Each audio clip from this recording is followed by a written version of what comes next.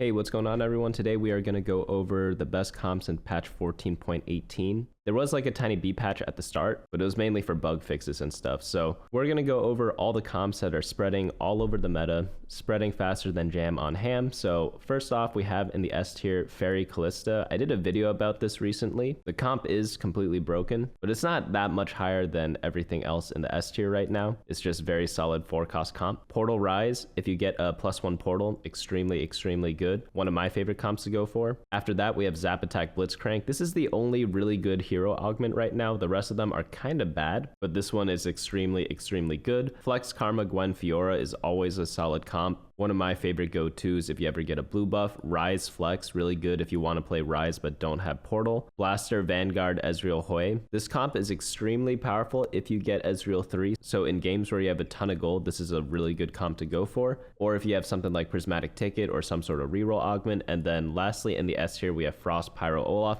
This comp is really weak without Spatula in my opinion, but with the Spatula, it gets very good. So similar to Portal Ryze, I would only play this with the +1. After that, we have the A tier, Witchcraft, Fiora, Karma. Solid secondary option to the Flex Karma Gwen Fiora, but you could kind of flex around the Witchcraft a little bit. You don't have to play Karma. You could play stuff like Ryze. I've even seen Nami be done.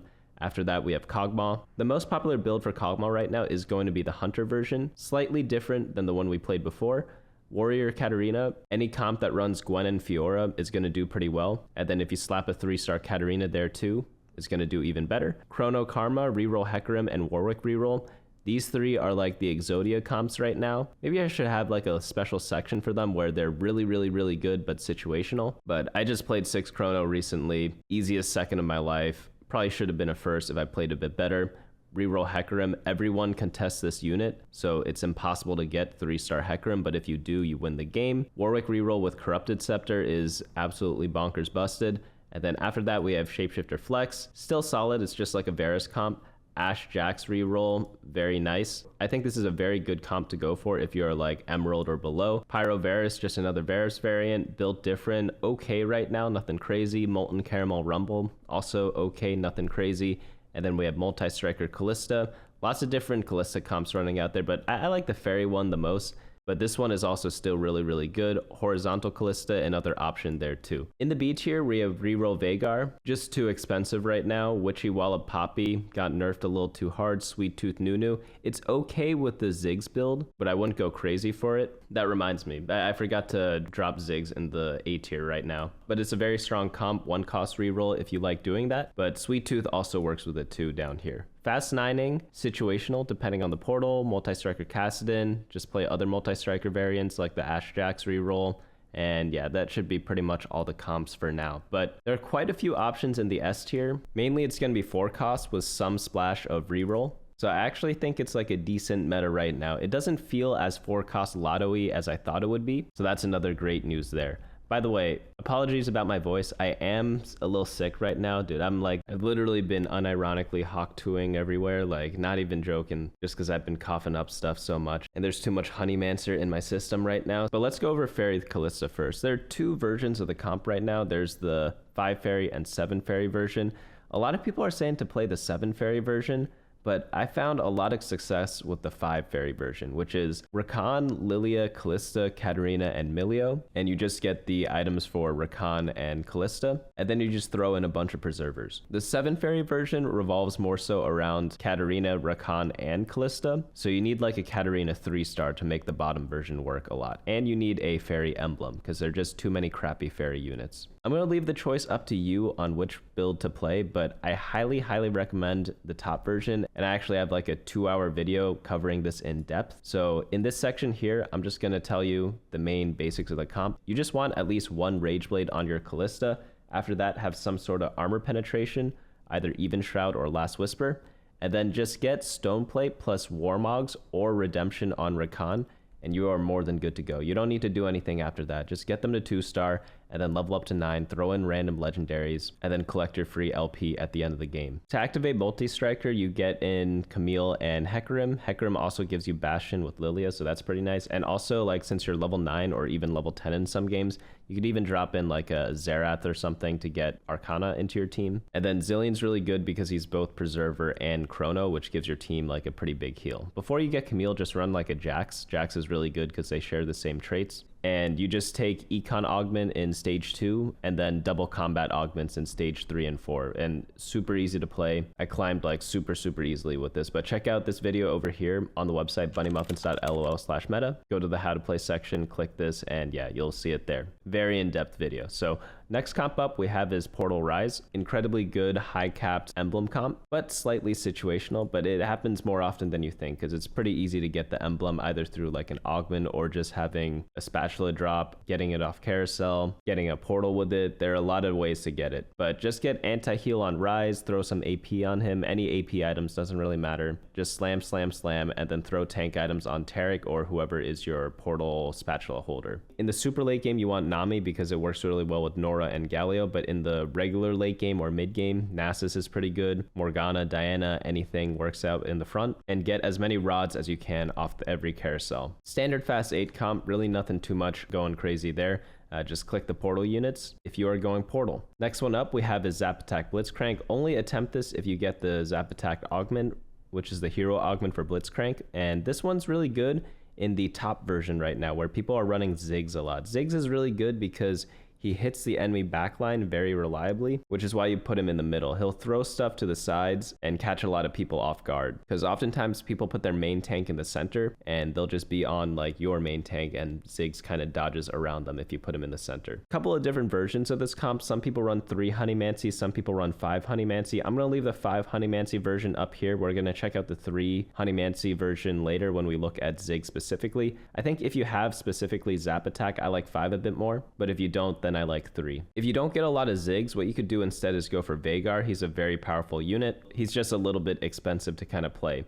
After that, we have Kogmaw as well, which is another solid option to try. So if you get dropped a lot of attack damage items and you are Zap Attack Blitzcrank, you could go for the Kogmaw version instead. But essentially, you just want to do 1 cost reroll, do not level up, reroll for Blitzcrank in stage 3-1 at level 4, roll down to around 30 gold. If you're 1 off Blitzcrank, roll another 10, but if not, Econ back up and slow roll at level 5 and then all in at 4-1. Generally, you should be able to hit by the time that happens. Next comp up we have is Flex, Karma, Fiora, and Gwen. This one's just like a warrior preserver comp, sometimes with Witchcraft and mainly Karma as a support unit. The biggest mistake I see people do when they play this comp, and I've seen like quite a few players play this, is that they focus a lot on Karma items. And it's perfectly fine to get blue buff plus an anti-heal on Karma, red buff or Morellonomicon, and that's great. Like, people prioritize that, yes, keep doing that. But what I don't like is seeing people build Karma's 3rd item. Karma's more of a support unit in this comp, so you want to focus your items on Fiora and Gwen. So instead of building Karma's 3rd item,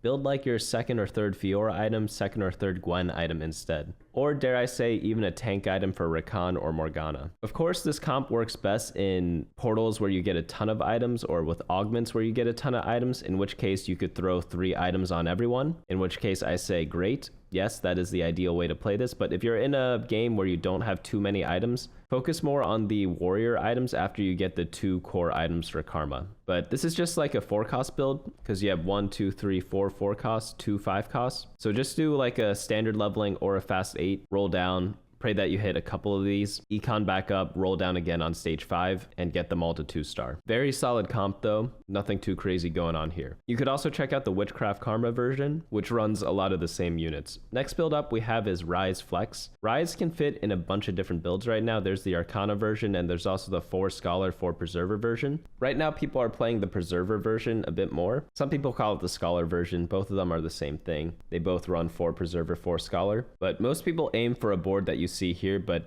you could throw in any sort of tanks in the front. As long as your Ryze is able to cast and put his anti-heal on people and maybe scale up an Archangel staff if you have one, he'll be able to dish out a ton of damage. I think Ryze is very strong right now. I think he has a good matchup into Kalista because he could dodge the Rakan, because I swear to you, Rakan just doesn't die for some reason. Both builds, they kind of build the same items. You just want generic tank items in your front line and then red buff plus 2 AP items in the back. but both are pretty solid options. Next one up we have is Blaster Vanguard Reroll. Ezreal has fantastic single target damage. I had a Morgana 2-star 3 tank items on her. Pretty sure my opponent's Ezreal 1-tapped her. I still won half the fights against them, but he does a ton of damage. But if you pair him up with like a Mordekaiser 3-star, for example, he's going to be super strong because for some reason Mord 3 doesn't like to die either. So Ezreal's able to cast a ton and shoot a lot of people down. This comp also has like a very high cap because you're going for a lot of 3-star 3 costs, Hwei, Mordekaiser, and Ezreal. So in like the super late game, you will probably win a lot of matchups, especially if you can get to 6 Blaster. That's if you hit level 9 and add in Tristana and Smolder, for example,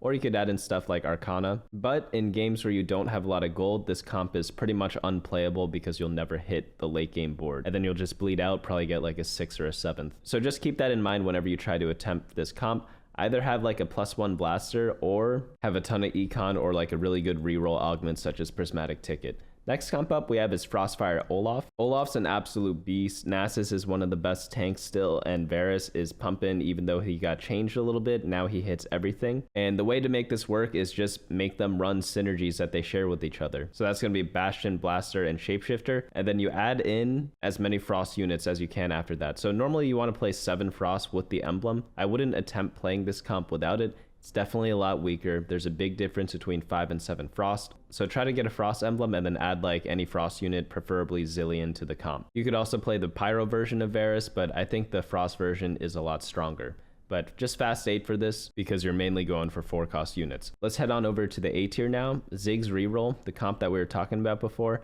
Some people like playing it with Arcana, and there are a couple ways to kind of spread out your Ziggs. So some people, they like doing stuff like this where they have 2 points of units going to places. Some people like splitting them up into 3 ways like you saw here. I haven't seen that much of a difference, because normally when I'm facing Ziggs, I just put my carry in the middle and then you can't really hit it anymore. But for AFK positioning, this is pretty good because most people leave their carries on the top left or top right corner. But this is a 3 Honeymancy build, Blitzcrank, Ziggs, and Nunu. And then you run the Arcanas with Tahm Kench, Xerath, and Ahri in the late game. But the core of the comp is just going to be like all the 1 and 2 cost units. So like Poppy, Cassiopeia, Ziggs, Blitzcrank, and Nunu. It gives you Incanter, it gives you Bastion, and it gives you Honeymancy. And then you just build off of the comp after that. To play this, just follow the 1 cost reroll pattern, and I would only go for this if you have a lot of Ziggs or a reroll augment, or if you have like absolutely perfect items for Ziggs in the early game, which is going to be blue buff and hat. The third item doesn't matter that much. It could be like a red buff, could be a Nashor's Tooth, lots of different options you have there. But just play this the same way you would play Zap Attack and you'll be more than good to go. Next one up we have is Witchcraft, Fiora, and Karma. This one's just a standard leveling comp, and you could play a lot of different units in this build too. Like you could flex the Nasus, you could flex the Karma. It's pretty much just like a 6 Witchcraft build plus anything, and like a couple of different units can use the emblem. Next build up we have is going to be the Kogmaw, Jinx, and Hunter reroll. I have 3 versions up here. The most popular one right now is the top one, so that's what I would try to do. This one is Kogmaw, Jinx, Twitch, and Olaf as the 4 hunters, and then Nunu or Rumble as the main tanks. People really like getting Shojin on Kogmaw and then IE because he's a casting unit, and then either Jinx or Kogmaw hold the Last Whisper. After that, Jinx really likes Rageblade and Runon's. Third item doesn't matter as much, and put Kogmaw and Jinx next to each other so that Kogmaw can give Jinx the attack speed boost. Also, you want your units to focus units down so that Jinx can constantly get resets and pop off. This build is more focused on the Kogmaw, so slam all the Kogmaw items early. If you have a lot of Jinxes, start building Jinx items. If not, focus on Olaf and then return to Jinx later. Obviously, Nunu items are important as well, but this comp is really good if you get like true 2s, maybe like Pandora's Bench, Prismatic Ticket, things like that. But just follow a 2 cost reroll pattern, just focus on Kogmaw and Nunu, and then slowly add in the other pieces such as 4 Hunter later on in the game. Next comp up we have is going to be the Katarina reroll. This build is actually really easy to play, so if you are looking to just tunnel vision into a comp, this could be one that you could try. You could focus on either Nyla carry, Katarina carry, Fiora, or Gwen carry. Any of them work, just slam any items because a lot of them share the same items. And then if you have the possibility of 3-starring certain units, go for it. If not, focus on Fiora Fiora, and Gwen. +1 warrior is great because 6 warrior is incredible. And by the way, in case you want to reference the full write-ups here, you could easily do that by heading over to the website bunnymuffins.lol/meta. And if it is your first time visiting, I have been keeping this website up to date for the past 5 years now. And hopefully it's helped out a lot of the other people that have been using it in the past. Next comp up we have is Chrono Karma. This comp is one of those Exodia comps that we were talking about earlier. If you do get +1 Chrono, getting to 6 is a little difficult because you need Camille, and Camille's a legendary unit. But if you hit it, you pretty much auto win the game. It averages like a 3.3. I played it recently. I had 1-star everything on my board in like late stage 5, and I was beating all these like fully upgraded boards just because I had 6 Chrono. So it's very, very powerful. But you want to stack up your Karma, blue buff, red buff, same thing as every other Karma build. And then you want to put the Chrono emblem on your Morgana. After that, you could focus on tank items or Camille items, depending on what you get. And they eventually kill everything during that little Chrono countdown and a little bit after as well. The only thing tricky about this is that the Chrono emblem is uncraftable, so you have to kind of luck into it through the augments. Next build up we have is Hecarim Reroll. Hecarim 3-star is so hard to get because everyone's playing Arcana, everyone's playing Multistriker, so how are you ever going to get Hecarim 3-star? Well, it's just very, very difficult to. But if you do, again, it's one of those Exodia comps. And what some people are doing, they're playing Fine Vintage with it. A lot of people have asked me, when do you want Fine Vintage? And Fine Vintage, which is the augment that allows you to make support anvils, is really, really, really, really good on comps that only care about 1 or 2 units. This comp really only cares about Hecarim. So Fine Vintage makes a lot of sense because you just build 3 items for Hecarim, and then you build a billion support items after that. Your Hecarim's gonna do really, really, really well because he's just gonna 1v9 the entire fight. That's why Fine Vintage worked really well with Yone from previous set, because in a lot of Yone builds, he was the only unit that mattered. So same story here. That's why a lot of people like Fine Vintage in this comp. But yeah, this comp is S++ tier if you hit, but it's very, very, very difficult to hit. Next comp up we have is Corrupt Vampiric Scepter Warwick. Same idea here. You need Warwick 3-star, and you need Corrupted Scepter, and you need Quicksilver and like Titans or Rageblade. And then you just go one of his vertical traits, either Vanguard or Frost. People are preferring the Vanguard version a bit more, but the Frost version works too. It's another one of those Exodia comps because it's very hard to get this specific item. But if you do get it, this comp just like auto go for it. You know, like if you have Portable Forge, which is the gold augment on stage 2, and you get this and you have 0 Warwicks, it's still possible to just hard force the comp and do decently well with it, unless of course you get super, super duper unlucky. Next build up we have a Shapeshifter Flex. This is just a Varus Smolder build, so whoever you get to 2-star first, that's who you kind of play around. But it spikes really, really hard with Briar 1-star. If you see Briar on Carousel, just take it even if it has an item that you don't really want. For items, you want to focus your tank items on Nasus. Make sure you get a Redemption in this comp. It's really strong because you run so many tanks. So whenever you run a lot of tanks, Redemption gets a lot more valuable because it's able to heal the units around the holder. But you just do standard leveling for this. Next comp up we have is Ashe Jax Reroll, 1-cost reroll, still very strong. It surprises a lot of people. Just make sure you get Jax's itemization right. You want Even Shroud, and then like Protector's Vow and Bloodthirster are both really good. You don't really need like super duper pure tank items on him. You just need him to live for a little bit. That's why Protector's Vow is really nice. But on your Ashe, get Rageblade. Some people even do double Rageblade. I like red buff, and sometimes like a Runon's is pretty good too. It's a lot of bows, so it is a little hard to get like perfect item Ashe, but if you are able to do so, she just attacks really, really quickly and hits a lot of different people because she has a permanent stacking buff where she could just attack the whole board eventually, and it's really, really fun to watch. But this comp is really good if you start the game off with a lot of Ashes and Jaxes with decent econ, and you're able to just reroll for Ashe and Jax. Next comp up we have is going to be Pyro Varus, and this build is very similar to the Frostfire build with Varus, except instead of using Frost, we paired up with Shapeshifters this time. But you could do the Frost version too. You could play something like 5 Pyro, 3 Frost. But I like this version a bit more with the Shapeshifters. They're a bit more durable in the front line, and it's got a bit of a better late game cap with more legendary options. So the build for Varus is the same. You go Shojin, IE plus Last Whisper, Nasus, just generic tank items. Any ones will do. And then Smolder with Pyro Spatula absolutely demolishes people.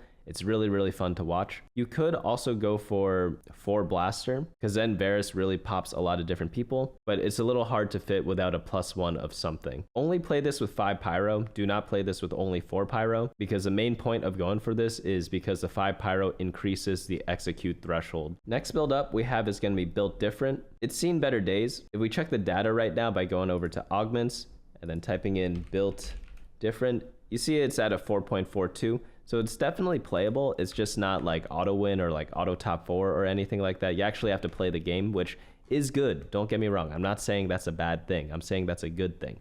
But it's like a perfectly average augment right now, but it still has its uses. So what you want to do is you want to fast 8 and then buy all the 4-cost units in the world. It's going to screw over a lot of different players because they're going to be going for those 4 costs as well. And luckily for you, you could use any of them while they have to use specific ones. Just make sure you have the right items on the right units. So if you're going for frontline bruiser items, it has to be Fiora, Olaf, or Gwen. If you're going for backline items, if you build like a Rage Blade, it really only works on Kalista. So maybe you want to build some of the other stuff first. AP items, Ryze and Nami. You could even do Karma, and you could also run duplicate of units. So you could run like 2 Namis, for example, and potentially you could even 3-star some stuff when you do that.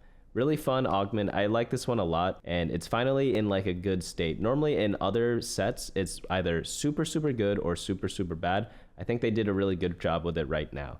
Next one up we have is Molten Caramel Rumble. This is like the only other decent hero augment. It's nothing to write home about, but it is more than playable. You just focus on Rumble 3-star, throw Bloodthirster plus AP items on him, and run Vanguards and Preservers. That's about it. 2-cost reroll for this one. Next build up we have is Multistriker Kalista. The Faerie version's a lot better because in 7 Multistriker, Rageblade actually isn't that great on her compared to just pure damage. I do recommend only going for this with +1 Multistriker, because if not, you might be in Camille jail and be hard stuck at 6 Multistrikers, so having the +1 makes it a lot easier to play this build. But overall, it's pretty strong. There's just like a better version of Kalista out there, so if I am going Kalista, I'm gonna go the Faerie version instead of this one.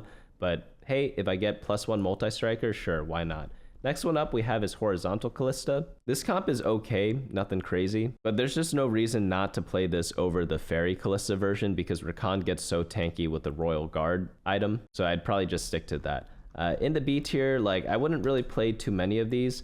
It's not that they're unplayable completely, it's just that you need to high roll them super, super hard. Like for example, let's see, like Deja Vu Galio. I've seen this win, I've seen it do okay, but you need to Giga high roll it.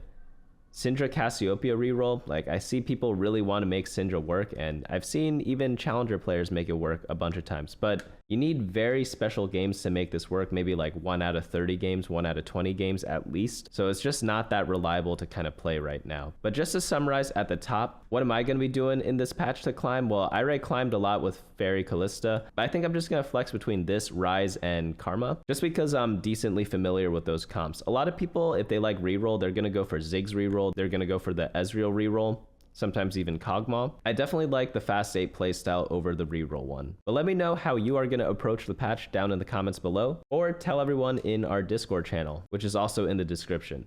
But that's going to be it for me today. Hopefully I see you all next time.